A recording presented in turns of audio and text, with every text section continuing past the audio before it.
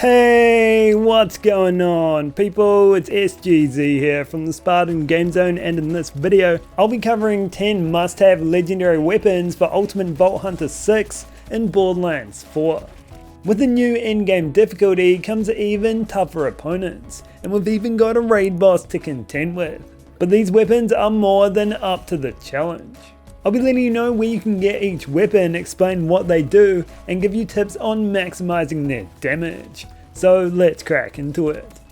In no particular order, we open with the Rainbow Vomit, a Jacob's shotgun that has an increased chance to drop from Leader Wilhelm, who you can find around here in Carcadia Burn. However, you'll need to complete the faction questline first.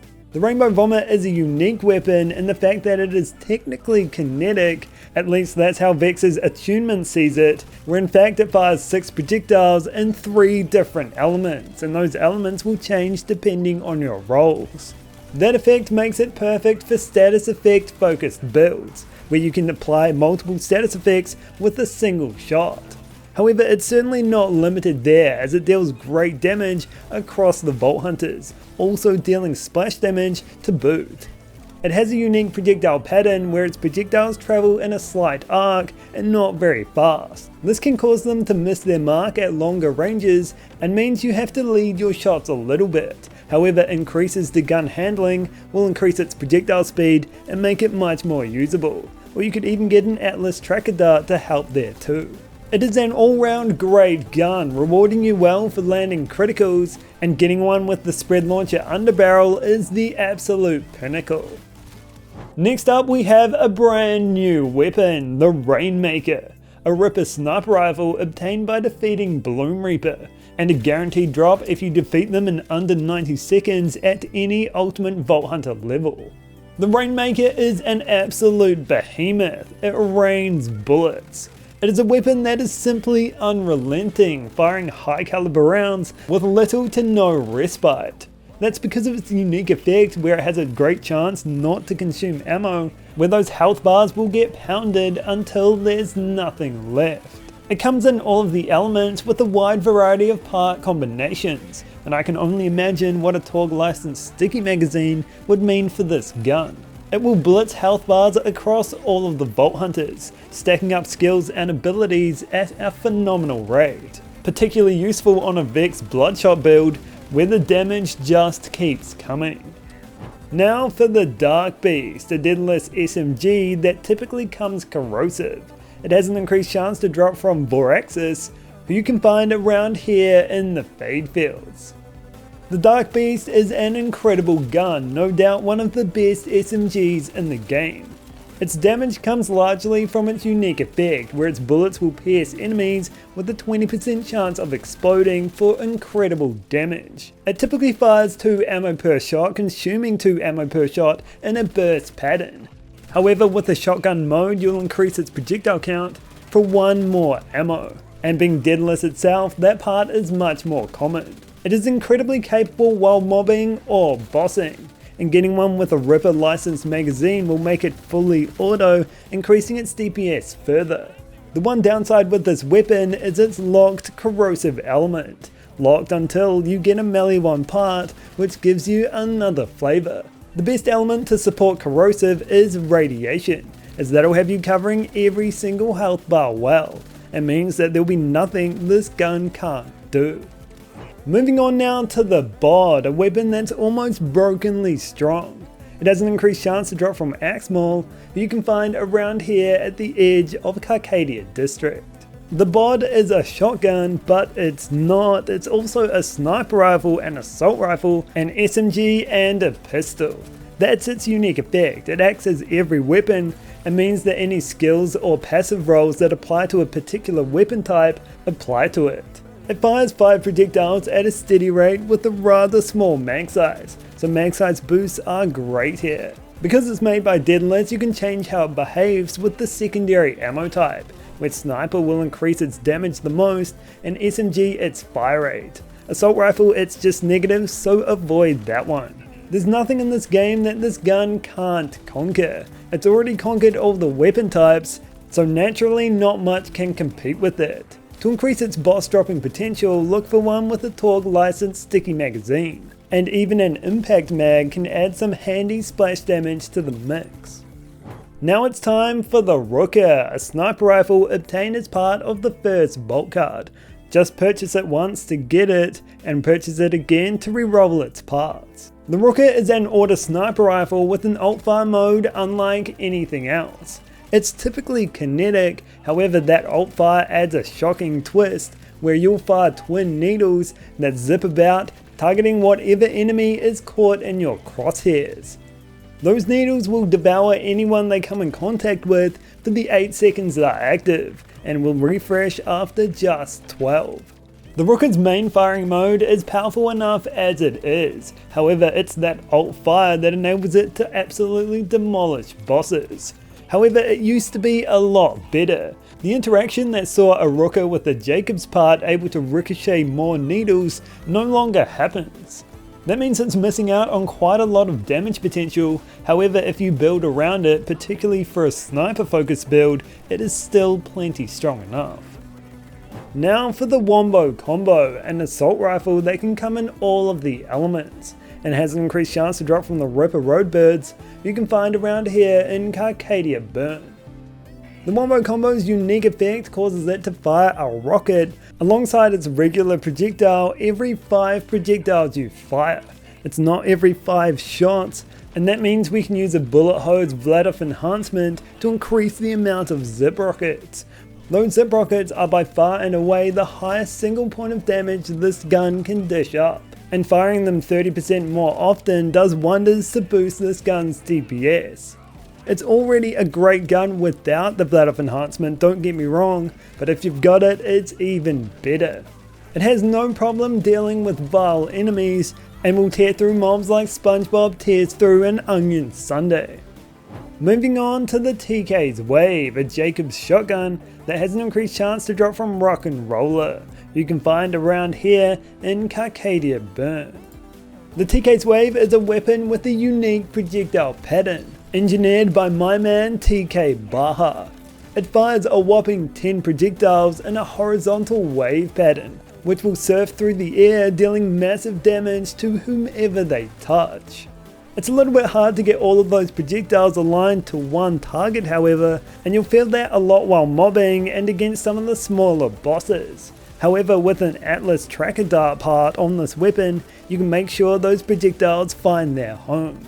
With its raw power comes the need to consume ammo. It consumes a whopping 4 ammo per shot and typically comes with a small magazine size. But ammo regen provided by something like a super soldier can be incredibly helpful here. What is also helpful, especially while bossing, is getting one with the Torg licensed sticky magazine, where those 10 projectiles equal 10 gyrojets, which raise that sticky stacking bonus incredibly quickly. You can't get much better than this when it comes to sticky stacking in this game. Now for the Bonnie and Clyde, an assault rifle that has an increased chance to drop from Directive 0, who you can find around here in the Terminus district of Dominion. The Bonnie and Clyde is a Jacobs assault rifle that can't come with any other licensed accessories, however you don't need that when you've got 2 guns in one. It's both a shotgun and an assault rifle taking ammo from their respective pools, and has a built-in kill skill. When defeating an enemy, the gun's other mode will increase in power by 150% and have its magazine completely refreshed. The idea then with this gun is to never reload and only switch to the other mode when you need that ammo. Both modes are incredibly strong, where the shotgun mode can blow enemies clean off their feet. However, for me, the assault rifle mode is clearly the winner. It's simply phenomenal, and with ammo regen capabilities, you can extend your time with it. It's a great gun across the board, especially while mobbing, but you can utilize its unique effect in the bossing arenas too. Up next, it's the Stray, a sniper rifle that can come in all of the elements, including kinetic. It has an increased chance to drop from Pango and Bango you can find around here in Carcadia Burn. The Stray is an absolute mobbing machine, a weapon that does the work for you. It's manufactured by Ripper, which will see you charge it up before it full auto fires. And that full auto firing will see projectiles steadily release from its barrel, but only one of them will fly where you're aiming. The other two will home in themselves to nearby targets. It clears groups of enemies incredibly quickly. You don't have to think, just shoot, and this gun will do 2/3 of the work. If you want to get really crazy, you can look for one with a deadless shotgun underbarrel, which will increase the amount of swarming projectiles. But don't worry, you certainly don't need that. A typical stray is more than capable. Before we reveal the last legendary on this list, I thought I'd cover some honorable mentions. First up, the Oscar Mike, a deadless assault rifle that can come in all of the elements including kinetic and has an increased chance to drop from Gen 1 you can find around here in Carcadia Burn. Every Oscar Mike will have two legendary effects. One will always be tactical rounds, where the first half of your magazine deals 50% bonus damage, and the other will be a legendary alt-fire mode, either Fragcendiary grenades or Space Laser. Space Laser is what you need on this gun. It will turn this gun into an absolute bossing behemoth, able to drain health bars completely in just a few seconds. Aside from that, its regular firing mode is okay and will perform while mobbing. However, the Space Laser is on a whole new level. The next honorable mention I have for you is the Kaoson, an SMG developed by Vladov that can come in all of the elements including kinetic. It has an increased chance to drop from Origo you fight at the vault of the same name.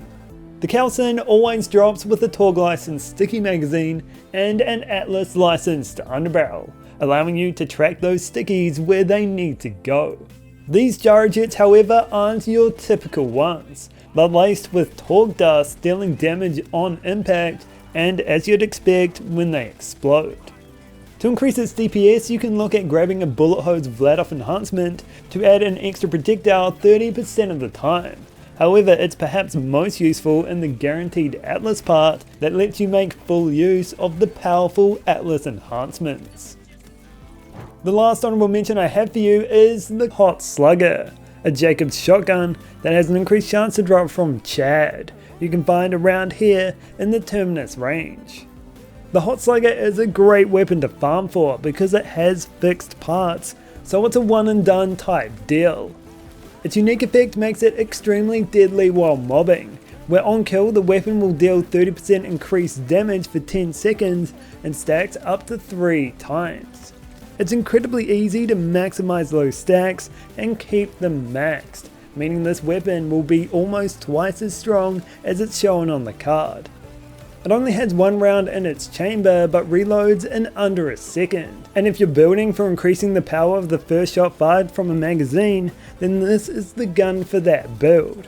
Regardless, with enough ammo regen or with magazine size boosts, you can double the amount of shots per reload, essentially doubling its DPS. If you needed one gun to control the mobbing field, then this certainly won't let you down, and you won't be let down farming for it either.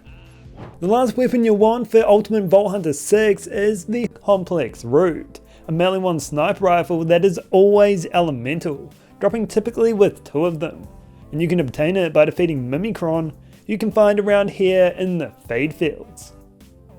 The Complex Root is an incredibly unique weapon, and it all comes down to its projectile pattern, where it fires a single laser beam which sprinkles converging projectiles along its flight path. It's those converging projectiles that are its primary source of damage, where they will tear through anything they touch. To get the most damage out of it, it's all about placing those secondary projectiles where they need to be. Increasing your gun handling will spread them out, but reducing it will pack them up tightly, allowing you to concentrate all that massive damage potential in one place. I've reduced my projectile speed massively here to raise its damage potential. Some might say too much, I say not enough.